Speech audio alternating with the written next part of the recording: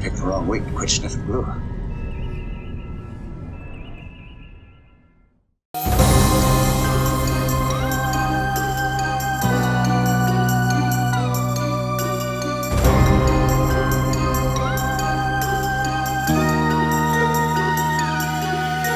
Welcome back, everybody. It's Thursday and new model day. I have a couple of days to kill at this end of the week, so I figured I would start a new kit. And since it is the first full week in October, the traditional spooky month, I decided to pull something out of the stash that fits that genre, so we say. This is what we're building. We are building this week the Vampirella kit. This is the second, technically I think it's the third Vampirella kit from X Plus, because they did the first one for the first pose, and then they did a glow in the dark version of the first pose, and then they did this second pose, and I believe wouldn't be surprised if there isn't a glow in the dark version of this. This is frankly this is the Vampirella that everybody remembers. This is the Jose Gonzales edition, and I've met, like many men my age, I have fond memories of this poster. Actually, I never had the full-size poster. This was like a door-sized poster that you could mail order. I never had one of those, but I saw it in every issue of Famous Monsters of Filmland, or the Vampirella magazine, or Creepy, or any of those genre-based magazines that came out in the 60s and 70s. They all had the ad for the door-sized poster of this, and I would hazard to say that the poster of Vampirella aided many a young man's journey, jump-starting them into puberty, was this poster. As formative as the Farrah Fawcett poster was the Jose Gonzales Vampirella.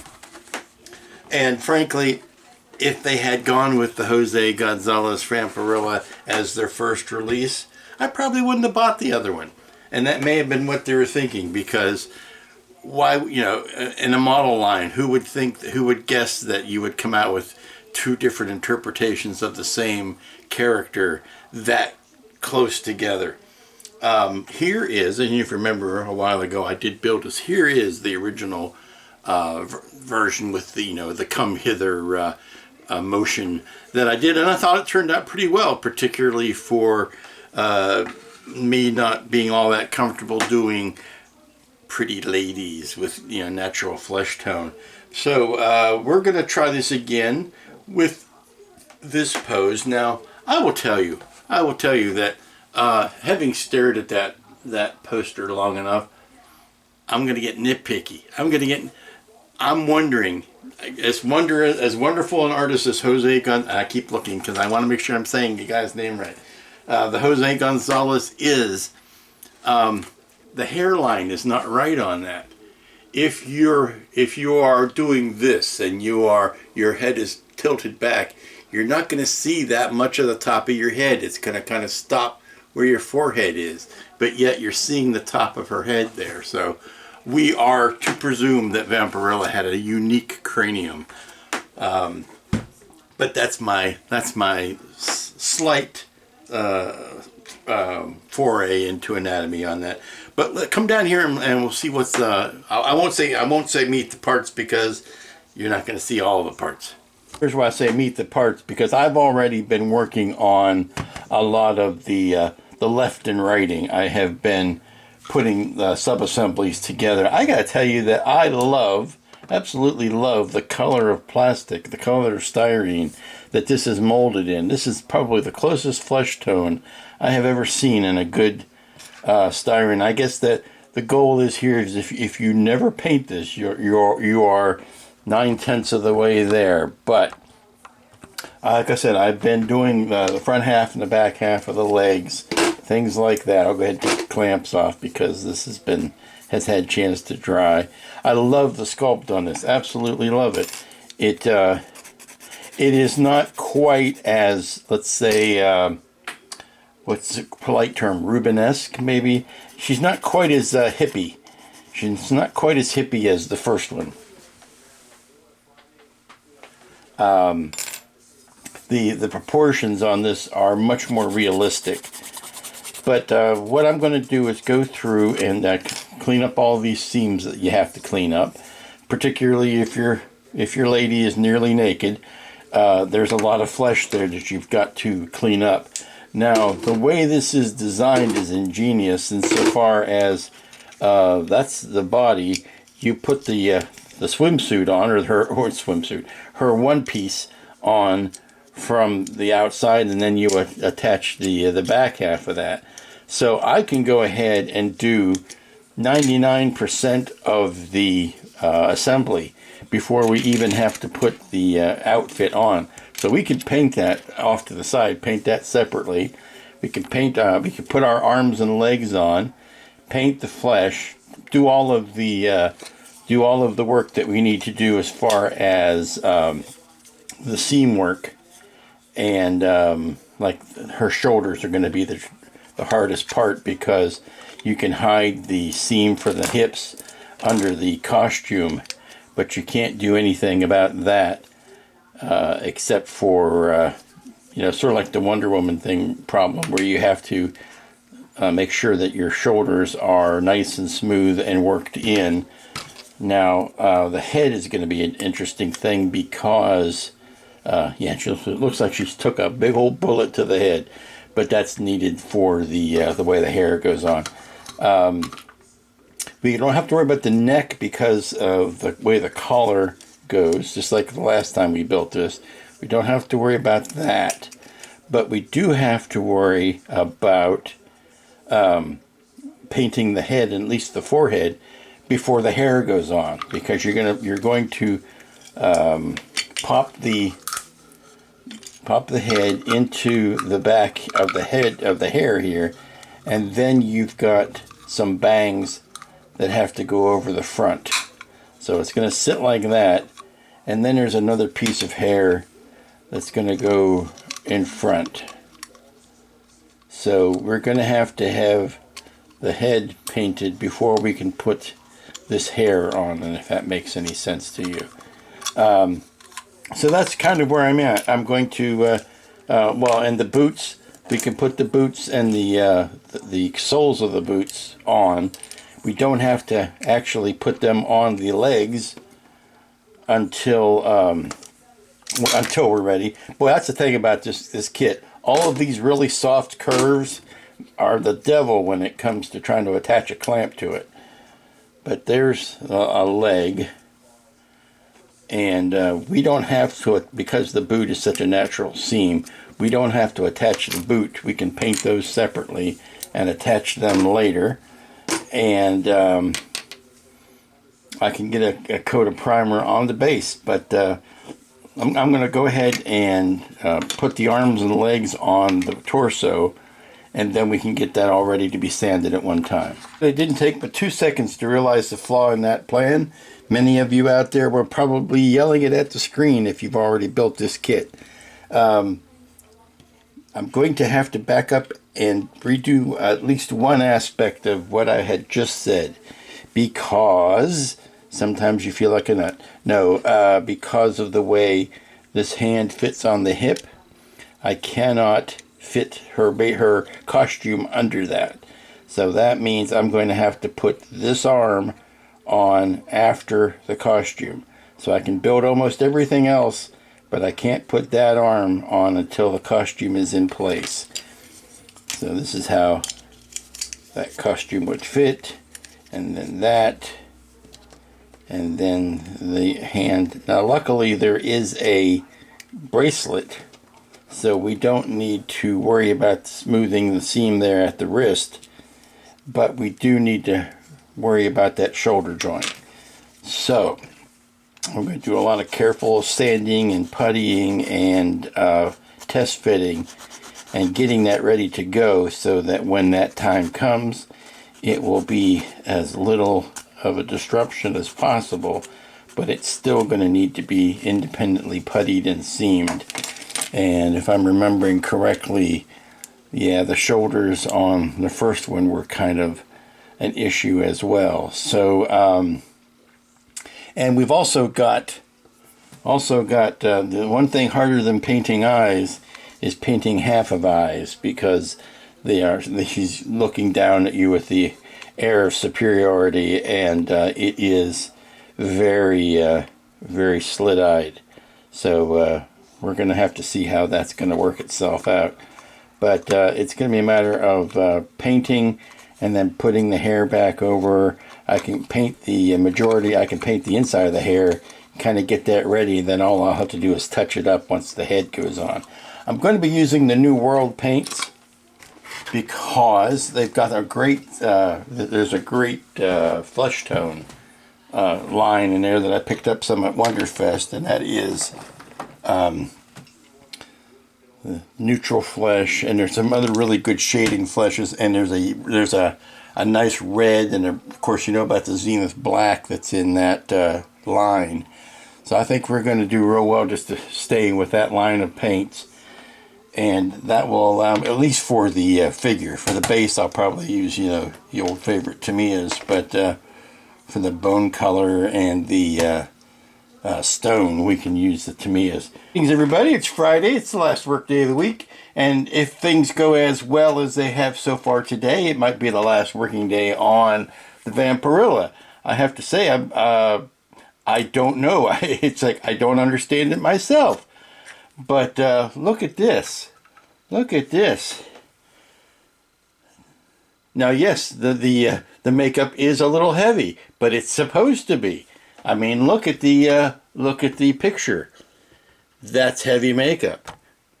So outside of putting the pupils in, I'm liking what I've got done so far. I just need to finish up, obviously, construction and put the earrings in and stuff, but I'm quite liking that. I want to do something on the hair to give it some dimension. I don't know whether that means dry brushing or what exactly, but I want to do something to add some dimension. I'm just surprised myself how well that eyebrow came out. Like I said, if everything else goes this well today, we'll be in great shape. Now, I gotta tell you, I love these New Worlds, the New Worlds flesh colored paints. They go on smooth, they dry nice and evenly. They're a little thick, you might want to use some of the reducer in there, but they go on very nicely, and you can, particularly on that side, barely see the seam where I have sanded the thigh there. That's traditionally a tough sell, because that is the area that you want to have a nice smooth seam. And the putty that I put on last night, it dried in. I sanded it down, and one coat of the New Worlds paint over top of that, and it really did nice things. Now today I'm kind of, right now, actually I did all of this today, but right now I'm kind of interested in working on the stuff that's happening on the base, the bone colors of the skulls, that sort of thing. I'm going to put some green moss and whatever to kind of dress up. It's the only green on this entire build, so I want to do something in between the rocks and whatnot. If you look at the original model over here, you can see that there was some green, but that was sculpted in, some grass between the bricks there, and I think I want to do the same just to break up the all of this skullduggery and bonification here. I'm getting my bona fides out. Let's see, I've got a little bit of brown on the bat that I'll put a wash over that, kind of knock that back down. The red of the suit, I'm kind of torn. I don't know if I want to put a gloss on it. I like the flat, but the skin also has a flat to it, and I'm wondering if I want to wait and put some sort of a satin over that to give it a little bit of a gloss. Whether that's a fabric that would be flat, or whether that's almost like a vinyl or a satin that would have a shine to it. I kind of like the idea of it having a shine to it because it just would break up. We've got shiny boots on the feet here. These were just painted with plain old Tamiya black, so that gives it a little bit of a shine. And I like how that contrasts with the skin. So I'm wondering if I want to go, see, I like that contrast. So I'm wondering if I want to go with just a quick satin spray over her outfit. I'm curious. I don't know how much of a trouble it's going to be to match these seams up. Because I'm going to have to kind of assemble it on her body, and I want to make sure that that the colors match here, but B, that the finish matches. So I may want to stick that together like that and then finish painting it, so I don't have two different colors. I want to be able to glue that together and make that seam disappear. I think I'm doing myself a disservice here, and I need to do something a little differently. I'm painting all these skulls, and I really don't even know how much of it's going to be seen. So I should go ahead. I've got good base color on, on the eye sockets and things like that. But what I want to do is go ahead and put them in place on the stand so that, there's no sense painting the side of this if it's not going to be seen. So let me get them all in place, and then I'll know what the final configuration of the skulls is going to look like, and then I can worry about painting the highlights then. Okay, well, pardon the noise, but it wasn't like you weren't warned. Got a lot of, well, mostly done with the base pretty much. Was working on the faceplate there. I got to touch up the white paint on that. Got the boots, and they're not glued down to get them out of the way. But I used a little bit of the old flocking there to cover up some of that green mulchy stuff. I've got a flat coat on the body right now that is drying. I did put a satin coat on the suit, so that's drying nicely. And I've got the head mounted into the hair, which is nice. Got to put the front of the hair on. I'm copping out. I'm going to use Archer eyeball decals. I'm going to have to cut them in half though, because her lids are very heavy over the eyes, but I think I'm going to try to do that rather than trying to trust my hand at painting those. So let me do a little bit of cleanup here, and we'll be ready to do pretty much that would be the final construction. It'd be getting all these elements put together now. There's an order to which these things have to be done. You can't put the head on until you put the costume on. So the costume has to go on next, and then the head can go on, and then the arm can go on. So once the arm is in, then we'll see how much patching on that shoulder has yet to be done. Hey, remember how good I felt about painting those eyebrows? Never mind. When you put the piece over the top, it covers up her eyebrows completely. So don't even bother. You could put a little touch at the really outset of it, but yeah, don't worry about trying to make that arch match or get a nice fine line there. Forget about it. It's not gonna matter in the slightest. I've got one eye that I'm happy with. I've got the decal on. I've got the right angle on it. I've got the first one I put in there was actually too blue. I didn't like the color of it, so I swapped that out. And now, of course, getting the second eye to match up. That is the bane of my existence. And I think what I'd like to do is go ahead and glue this hair down so that I can see how much of it is actually going to matter in the grand scheme of things.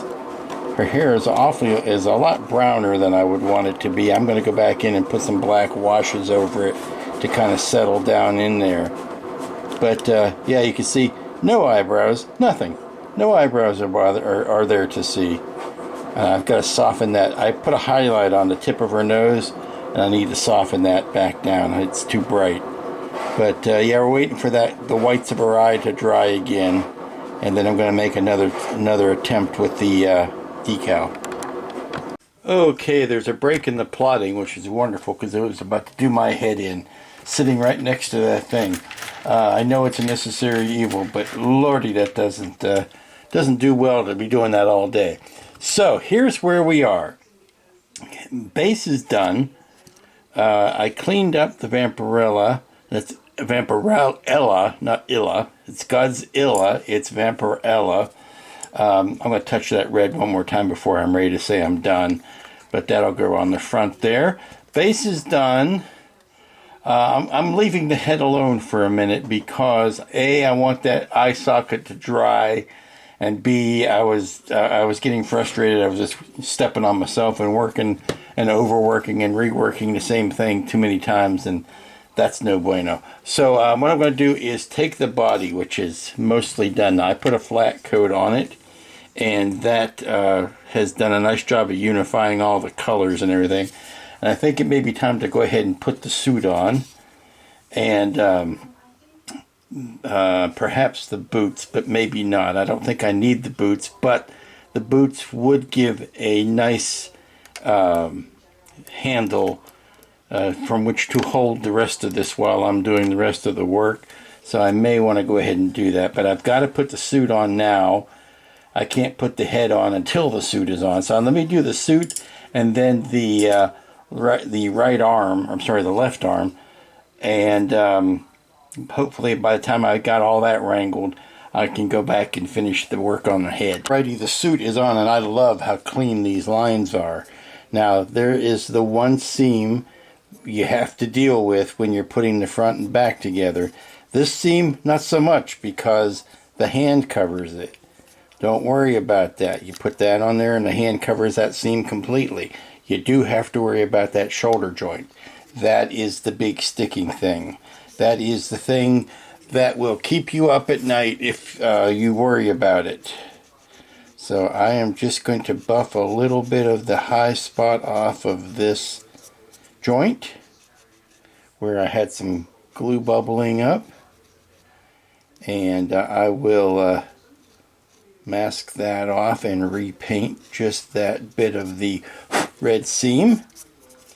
But the big deal, here's the big deal. We need to go ahead and get this shoulder nice and clean.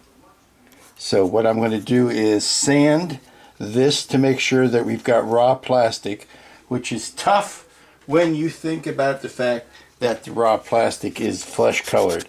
I just need to make sure that I am got that nice and flat, and I am going plastic to plastic. That's nice and cleaned off now, and I never did paint in there, so I just need to swamp the joint there. Ooh, how did I get that gold on there? I got the gold on there because I was painting the bracelet, and I got some on my hands, and stupid me, I better go wash them. Yeah, I just laid in a bead of Tamiya putty all around the joint of that shoulder, and I just pushed the two together, and I'm going to let that dry exactly like that, and then we'll come back and chip off just the bit that's showing and touch up the paint around that. But I'm going to go ahead and put her in her boots even if I don't glue them, just because it's the best way for her to be standing and drying in more or less the correct position. Get the right boots on here. Yeah, that's the right one. Why isn't that fitting? Okay, that's fitting now. Yeah, we'll go ahead and get her on the stand, and that way everything is kind of in its position. Now I need to put the bat on her finger like that, and then of course the big news is getting her head on, but I need to see if that eye has, I think that eye may be dry now. She might have a chance at getting her other pupil put in. I'm certainly glad that on this sheet of decals for these eyes, these Archer Fine transfers of these eyeballs, that there are plenty of the color that I've chosen, because I'm on my third one now. The first two didn't go on so well. The problem is there is such a very small area, just a slit of an eye right there. It's just, her eyes are just barely open at this point, and it's making life difficult as far as being able to put. Let's see, that's what I want to do. I want to make sure that the eye is looking out the correct angle. Now there's the bat that's on her finger there, but she's not looking at the bat. She's looking, if you look, well, you can't see that because it's not in camera. I've got to get better at that. She is looking kind of off to the side, away from her wrist. She's actually looking at this angle here. Let me see if I can turn the model around.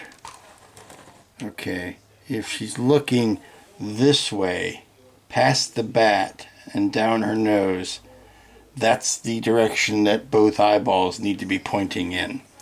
And it does not leave a lot of room to do that. So again, I'm going to let that sit for a minute. I've scraped the last decal back out, tried to clean it up, put the eyelash back in, and now I'm going to let that sit. And I think while I'm doing that, I can maybe go another round on the lettering here, because that's really all I have left to do. I'm going to let that shoulder heal, and then we'll chop off the extra putty. But I don't know how much of that, because it's, it's Friday afternoon. This is going to be where I finish it one way or the other. I'm not going to carry it over to next week, so we might end up seeing just the patch on the shoulder that needs to be left to do. All right, I think third time is a charm. I don't know how well that is showing up on camera, but both of the decals are in for both eyes. I have a tendency to assign celebrities to these after I have been working on them for a while. I notice a likeness to a celebrity. I think this looks very much like an Anne Hathaway. That's the vibe I'm getting off of this, which is, not a bad vibe to have. We're going to let that dry for a second, then I'll come back and put a drop of clear. Yeah, that's looking just right. I wanted to make sure she was giving you the superiority and casual indifferent look, and I think we've got it.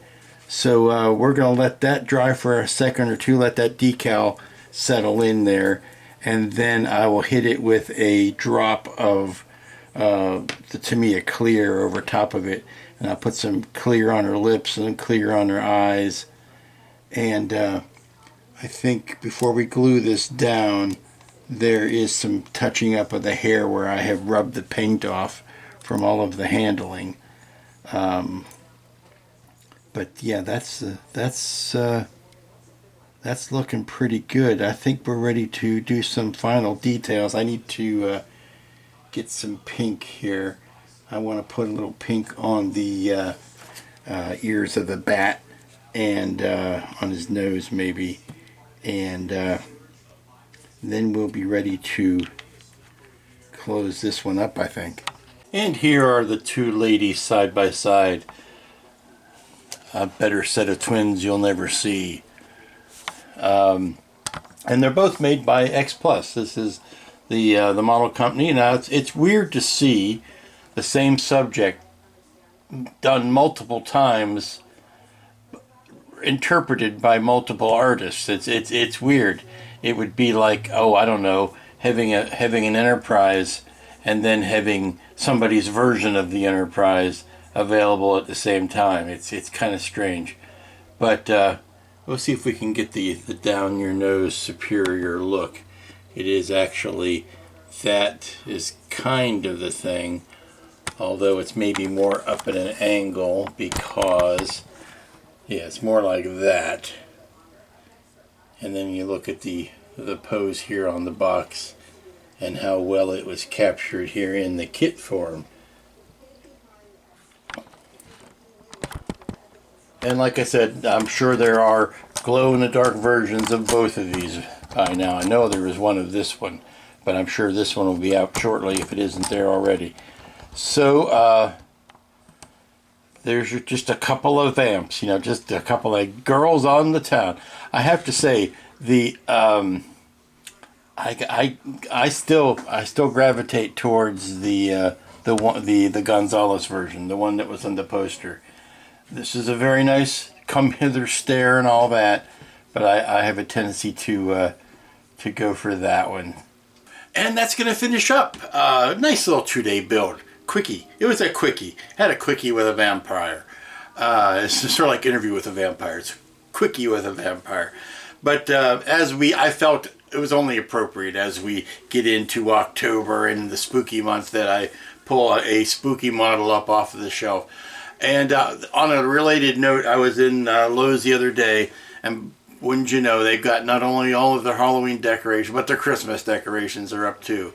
So this is your prime time to go get your lighting effects. I was thinking back about a year ago when I was struggling to try to find lighting for my Doomsday machine. You know, everybody should have that kind of problem. But of course, the shelves are stocked with the same exact type of orange light now that I was having such a hard time finding when I needed it. So look out, see what's on the shelves, plan ahead, stock up. This is the time to get orange and purple lights, to get you know, some little chasing light effects and things like that. Things that you could cannibalize and put in your models. So be on the lookout for that kind of stuff before it gets to closeout, because you may not be able to find it when you really need it. So until next week, I don't know what I'm going to be building next week.